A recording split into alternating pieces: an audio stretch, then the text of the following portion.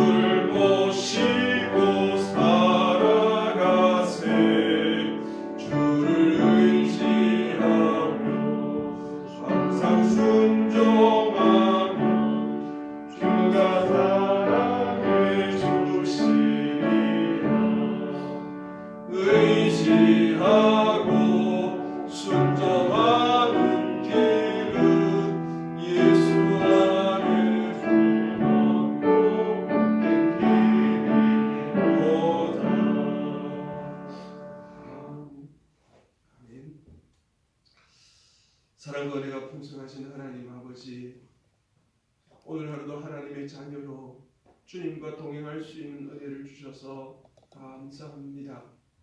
세상의 많은 일들 가운데서도 주를 믿으며 신뢰하며 주의 말씀을 따르도록 인도해 주셔서 감사합니다.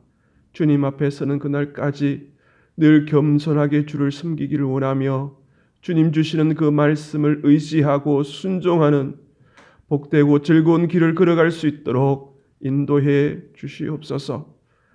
늘 우리 안에는 내 자신을 드러내려고 하는 마음들이 있습니다. 내 생각대로, 내 계획대로 살려고 고집하며 몸부림치는 경우도 많음을 고백합니다. 주여, 성령께서 우리 안에 충만케 하시고 주장하여 주시고 늘 주님의 크신 뜻을 깨달아 그 뜻에 순종하며 주님의 그 크신 역사를 이루어 나가는 귀한 통로가 되어지기를 원합니다. 저희들을 사용하여 주시고 겸손하게 순종하는 저희들 될 수 있도록 도와주시옵소서. 이 땅에 살면서 늘 주님을 바라보게 하옵시고 주님의 크신 은혜를 입는 저희들 되게 해 주시옵소서. 이 나라와 이 민족을 불쌍히 여겨 주옵시며 늘 이 나라가 바른 길 걸어갈 수 있도록 우리나라의 목자가 되어 주시옵소서. 인도하시는 대로 순종하는 이 나라 이 민족이 될 수 있도록 도와주시며 예수님을 더 잘 믿는 나라가 될 수 있도록 은혜를 내려 주옵소서. 세우신 한국교회 위에 은혜를 더하여 주옵시며 드려지는 예배마다 주님 임재하시고 영광 받아 주옵소서. 주의 백성들이 늘 기도하며 이 나라와 이 민족을 위하여 기도하오니 주여 이 나라를 불쌍히 여겨주시고 하나님의 나라가 이 나라를 통하여 더 확장되어지고 하나님의 큰 영광이 드러날 수 있도록 은혜 내려 주시옵소서. 능국 땅에 우리 귀한 교회를 세워주시니 감사합니다. 이곳에서 많은 영혼들이 구원받기를 원하며 이곳에서 주님께 영광 돌리며 예배 드릴 때마다 주여 임재하시고 보혈의 놀라운 은혜가 역사가 있게 해 주옵시며 생수의 강이 흘러넘쳐서 많은 영혼들이 살아나는 역사가 있게 해 주시옵소서. 저 북한 동포들을 기억하여 주옵시며 주님께서 그들에게도 은혜를 더하여 주셔서 함께 주의 이름 아래에서 모여서 예배드리며 복음을 전거하는 귀한 은혜도 허락하여 주시옵소서. 주님, 명절을 지나고 이제 일상으로 돌아갑니다. 주님께서 사랑하는 성도들의 그 삶의 자리 위에 은혜를 주시고 산재에 있는 많은 문제들 가운데서도 믿음으로 그 문제를 보게 하시고 그 문제보다 더 크신 주님을 의지함으로 넉넉히 이길 수 있도록 도와주시옵소서. 가정도 회복시켜 주시고 우리의 삶의 모든 영역에 있어서 주님을 의지함으로 능력 있게 살아가도록 역사하여 주시옵소서. 여러 가지의 기도의 제목을 들고 나왔습니다. 기도하는 자리, 예배의 자리 위에 주여 함께하여 주시옵소서. 오늘도 말씀하여 주시옵소서. 우리의 마음의 문을 여오니 주님 우리의 주인이 되어주시고 주의 말씀대로 순종하는 귀한 하루, 믿음의 하루가 되게 해 주옵소서. 예수님의 이름으로 기도합니다. 아멘. 오늘 우리에게 주시는 하나님의 말씀은 사도행전 22장 9절에서 23절 말씀입니다. 사도행전 22장 9절에서 23절 말씀.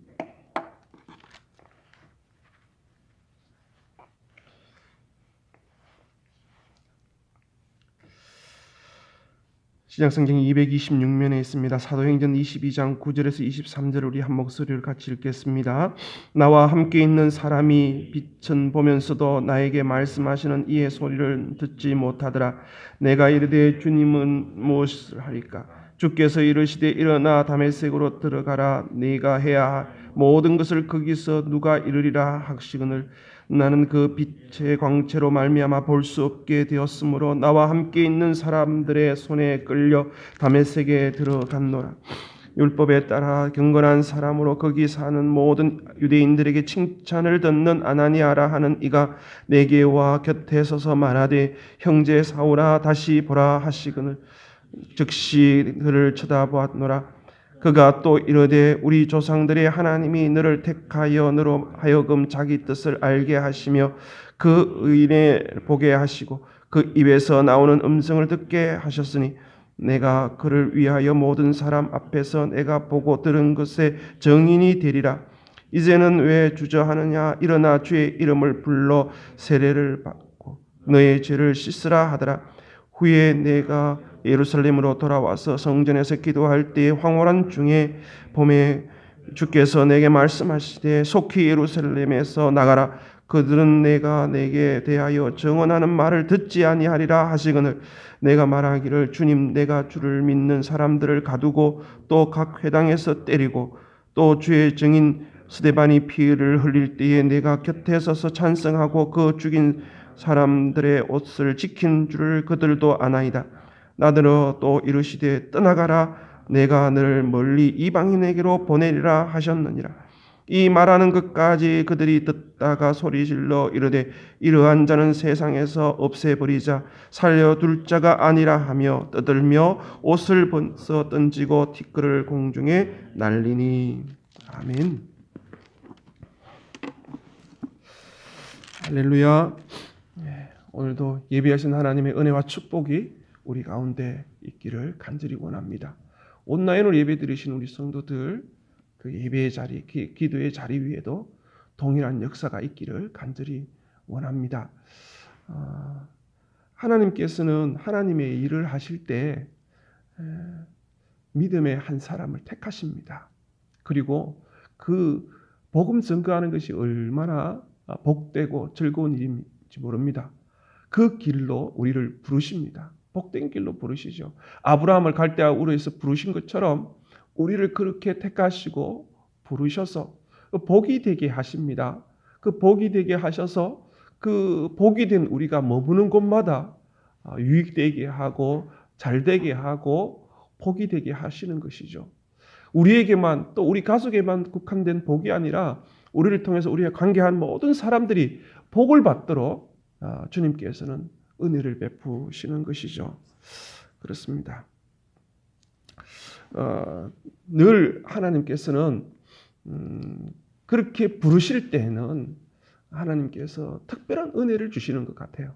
말씀을 듣게 하시고 듣는 말씀에 순종하는 그 한 사람을 통해서 하나님은 그렇게 역사하시는 것을 보게 됩니다. 오늘 읽었던 본문에 보면 14절에서 15절에 보면 그가 또 이르되 우리 조상들의 하나님이 너를 택하여 너로 하여금 자기 뜻을 알게 하시며 그 의인을 보게 하시고 그 입에서 나오는 음성을 듣게 하셨으니 내가 그를 위하여 모든 사람 앞에서 내게 보고 들은 것에 증인이 되리라. 이 증인이 되게 보고 들은 것에 대해서 증인으로 삼으셨다는 것이죠. 여러분 오늘 하루를 시작하면서 무엇을 보고 무엇을 듣고 계십니까?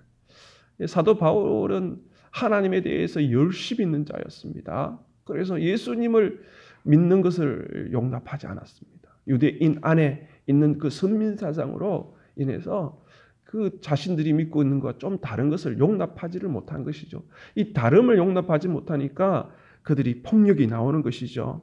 그래서 그들을 죽이려고 했던 그에게 성령께서 이렇게 정오의 빛보다 더 밝은 예수님이 그를 만나주시고 또 이렇게 보여주시고 또 듣게 하시는 그 내용들을 우리가 살펴보고 있습니다.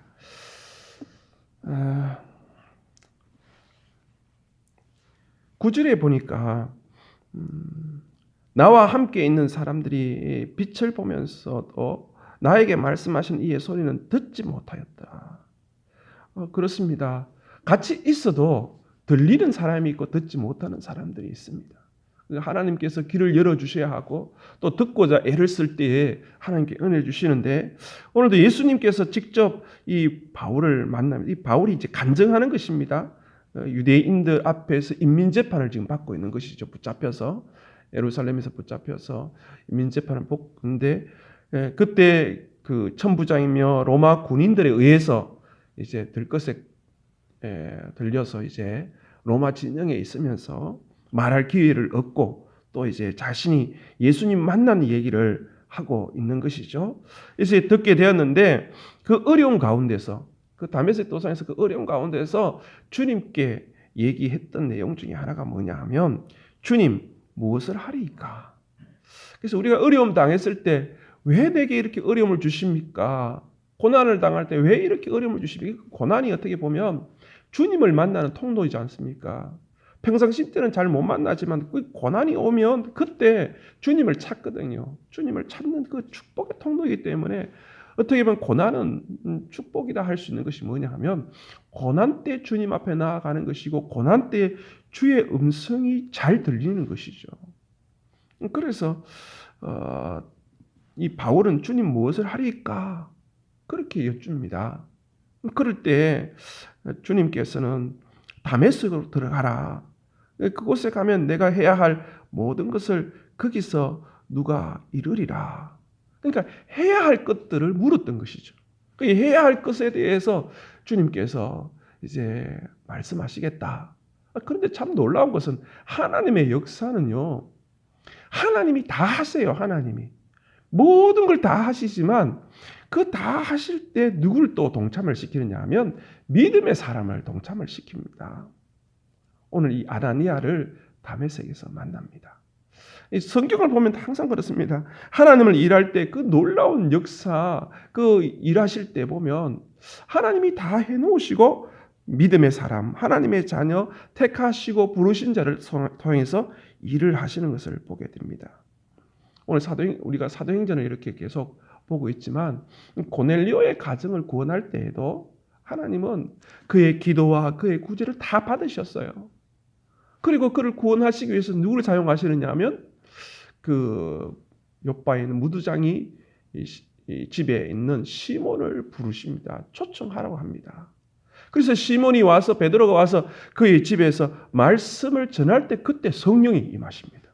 다를 때 임하시는 게 아니라 하나님께서 다 모든 걸 다 해놓으셨어요. 그 가정과 그 친척과 친구들을 다 구원하려고 다 해놓으시고 나서는 시몬 베드로가 왔을 때 말할 때 그때 그들의 임하는 성령을 통하여서 구원받는 역사가 일어나게 되는 것이죠. 에디오피아 내시가 예루살렘에 가서 예배를 드리고 올 때에도 마찬가지입니다. 이사야서 말씀을 묵상하고 있는데 알 수가 없으니까 그때도 그의 마음을 다 준비해 놓은 다음에 빌립 집사를 통해서 광야로 사막으로 가게 해서 그를 만나게 해주시고 세례받게 해주신 거죠. 오늘도 마찬가지입니다. 사도 바울이 다메섹 도상에서 주님을 만났습니다. 그리고 해야 할 일들은 누구에게 시키느냐 하면 그 다메섹 도상에 있는 이 아나니아를 통해서 일을 하시는 것을 보게 됩니다. 사실 이 다메섹 도상에서 이 믿는 성도들이 한 4만 명이 됐다고 그래요. 그 혈기등등한 이 바울이 온다는 얘기를 들었습니다. 대제사장의 어떤 결제를 받아서 죽이려고 결박해서 이제 끌고 가려고 그 온다는 얘기를 듣고 다들 도망갔습니다. 근데 그 다메섹 도상에 주의 제자 아나니아만 남았습니다. 왜 그렇겠습니까? 하나님이 하실 일이 있으니까 그 도망갈 마음을 주신 게 아니라 머물 마음을 주신 것이죠. 그래서 그 아나니아를 만나게 되는 것이죠. 여러분 12절에 보니 그 아나니아가 사도행전에 보니 3번이 나오는 것 같아요. 동명삼인이죠. 어떻게 보면 아나니아와 삽비라, 또 오늘 본문에 나오는 주의 제자 아나니아, 나중에 또 23장에 보는 그 대제사장 아나니아가 나옵니다. 이 주의 제자 이 아나니아는 어떤 사람이냐면 그 다메섹 도상에서도 다메섹에서도 유대인들에게 칭찬을 듣는 아나니아라 그렇게 얘기합니다. 그래서 그 아나니아가 있는 집으로 주님께서 인도하시니까요. 그렇게 주의 음성을 들으니까 주변에 듣지 못하는 사람이 도와주는 거죠. 하나님께서 도와주도록 하셔서 이 다메섹에 있는 아나니아 집에 가게 됩니다. 그런데 그 아나니아가 이 사울을 어떻게 부릅니까? 13절에 보니까 형제 사울아 다시 보라 하거늘. 참 하나님께서는 이렇게 일을 하시면서 이 사람을 통해서 일을 하시잖아요. 이 부를 때 자기를 죽이려고 온 사람이에요. 자기를 붙들려고 오는 사람이에요. 결박하러 오는 사람이에요. 원수지 않습니까? 그런데 뭐라고 얘기합니까? 형제라고 얘기합니다. 형제. 이 형제는 딴 게 아니라 한 태에서 한 배에서 태어난 사람을 한 형제라고 그러지 않습니까? 여러분 예전에 어떠하게 살든지 누구든지 예수님을 믿으면 어떻게 됩니까? 고린도후서 5장 17절에 보면 그리스도 안에서 새로운 피조물이라고 그러지 않습니까? 그리스도 안에 있으면 무조건 새로운 피조물이 될 뿐만 아니라 이전 것은 지나갔으니 보라 새 것이 되었도다. 주 안에 있으면 다 새 것이 되지 않습니까? 과거에 어떻게 하든지 간에 내가 그리스도 안에 있으면 새로운 것이 되어서 이렇게 원수를 어떻게 해요?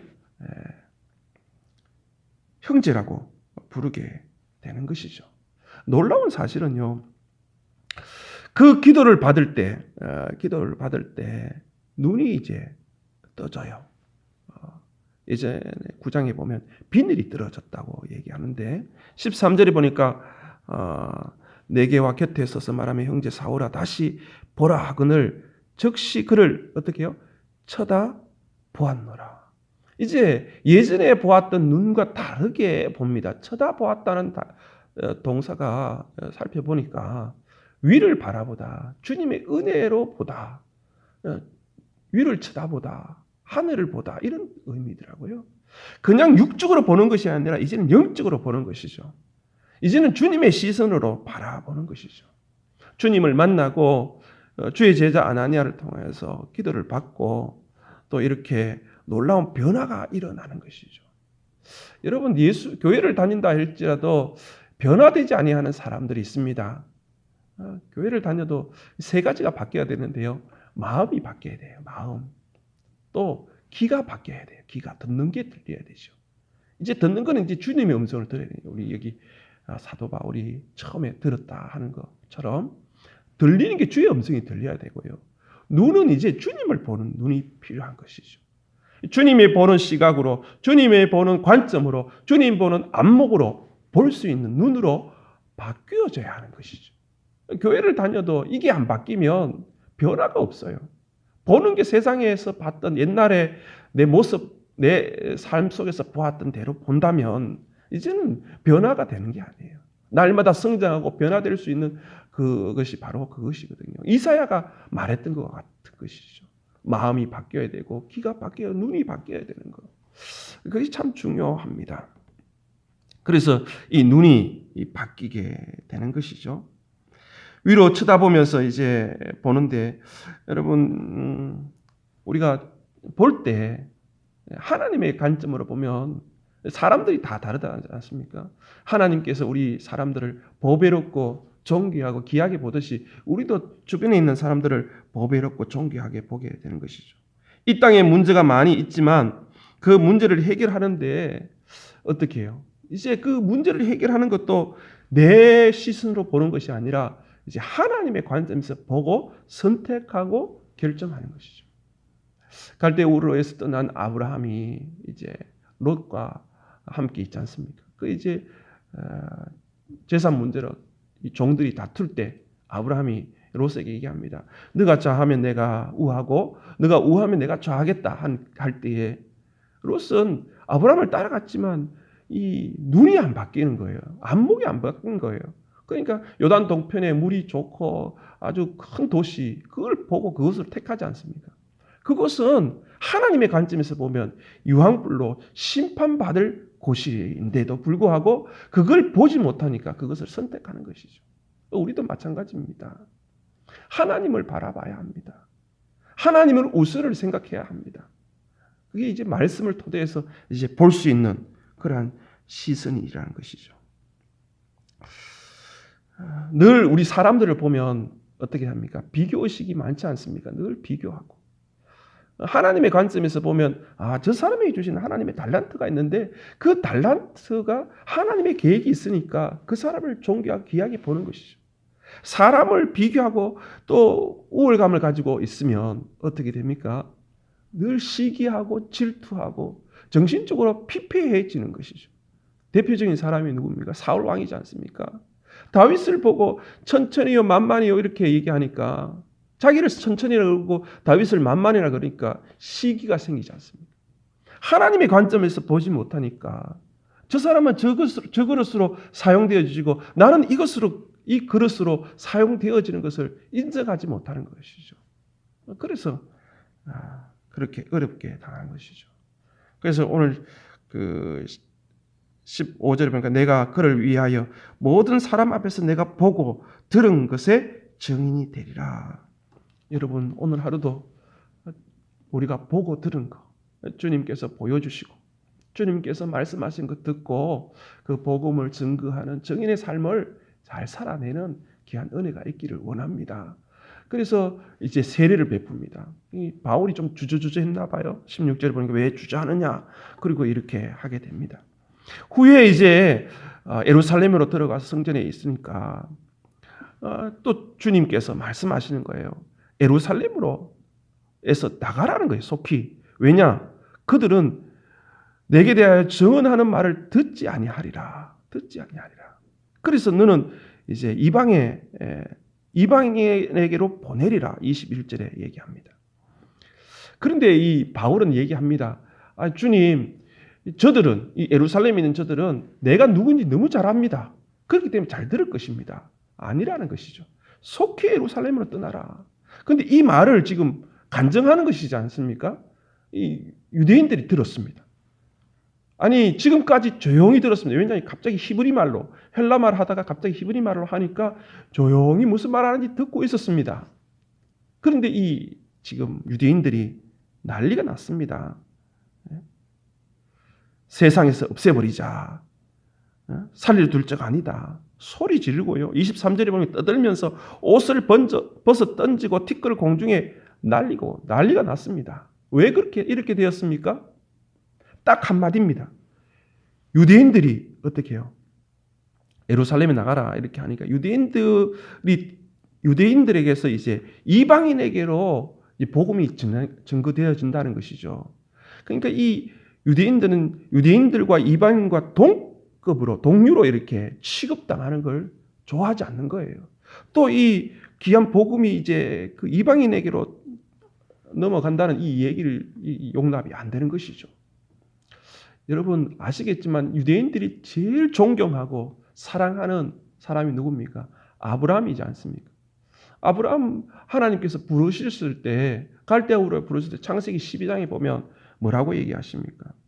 너로 큰 민족을 이루고 너에게 복을 주어 내 이름을 창대하게 아니라 너는 복이 될지라 그러지 않습니까? 모든 민족이 모든 족속이 땅의 모든 족속이 너로 말미암아 복을 얻을 것이라고 얘기했습니다. 복을 받아도 내만 복을 받는 게 아니라 아브라함이 받는 복은 열방이 받을 복을 주신다 그랬잖아요. 근데 유대인들은 자신들의 그 선민 사상에 딱 편견에 딱 사로잡혀서 이방을 지옥의 불쏘시개로만 생각하고 있으니까 복음이 그 복이 흘러서 이방인에게 넘어간다는 걸 용납이 안 되는 것이죠. 어떻게 보면. 그게 화가 나는 것이죠. 어떻게 보면 아브라함을 사랑한다고 하지만 아브라함의 자손이라고 하지만 그들은 어떻게 보면 아브라함처럼 살지도 못하고 생각지도 못하는 거예요. 이 편견, 이 선민사상 이것이 교만한 것이죠. 늘 주님 앞에 쓰임 받을 때는 어떻게 해요? 주님이 다 해놓으시잖아요. 그러니까 우리가 늘 겸손하게 순종해야 하는 것인데 그렇게 하지 못하는 모습들을 보게 됩니다. 오늘도 우리에게 주신 복이 있습니다. 하나님께서는 우리를 택하셔서 우리를 통하여서 많은 열방들이 또 많은 이웃들이 주께로 나오기를 원하시는 것이죠. 그런데 우리가 그 믿음, 그 주님이 주시는 그 시선, 시각, 그 안목, 관점을 가지고 있지 않으면 나를 손해보게 하고 나에게 피해를 보게 하면 어떻게 해요? 원수 대하듯 감정적으로 그에게 화를 내고 감정적으로 그를 멸시하고 질투하고 그렇게 하는 것이죠. 참 중요합니다. 그 사사시대 때는 보면요. 사무엘이 어렸을 때 보면 자기 소견대로 이렇게 행했지 않습니까? 하나님께서는 오늘도 그 믿음의 한 사람을 찾으시잖아요. 전심으로 주를 향하는 사람, 전심으로 주님을 위하여 살고자 애쓰는 사람을 찾으신다고요. 왜요? 하나님은 그 사람을 통해서 하나님은 동력을 하시거든요. 함께 일을 하시는데 그 한 사람을 찾는데 그 한 사람이 없다 보니까 법궤가 어떻게 해요? 블레셋에 빼앗겨 버립니다. 법궤가 블레셋에서 7개월 동안 있는 동안에 어떤 일이 생깁니까? 독종이 있고 전염병이 있고 난리가 나는 것이죠. 그래서 그 법궤를 이제 보내면서 그들이 하는 말이 뭡니까? 베스메스로 가게 되면, 소가 이끌어서 가게 되면 하나님의 뜻이고 다른 데로 가면 우연이다. 그렇게 얘기하지 않습니까? 하나님의 뜻을 알기 위해서 누가 사용되어집니까? 소가 사용되어지는 거예요. 베드로가 잘못하고 이럴 때 누가 사용되어집니까? 닭이 사용되어지는 거예요.